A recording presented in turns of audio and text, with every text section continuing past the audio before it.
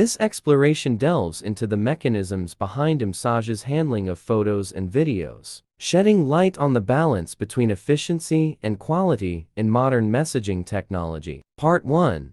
Does iMessage compress photos and videos? Does iMessage compress videos and photos? Yes, iMessage does compress photos and videos to reduce their file sizes when sending them over the messaging platform. Part 2.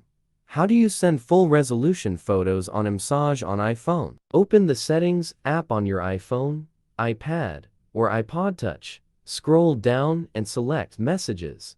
Toggle off the low-quality image mode option at the bottom of the screen. Part 3. What is the best way to send photos from iPhone? When it comes to sending photos from an iPhone without compromising quality, many people wonder about the best approach to transfer high-resolution photos from iPhone. In this regard, Mobikin Assistant for iOS is a standout solution. Now, see how to transfer photos from your iPhone to computer by using Assistant for iOS. Step 1. Launch Mobikin Assistant for iOS. Step 2. Choose the photos to transfer. Step 3. Transfer photos from iPhone to computer.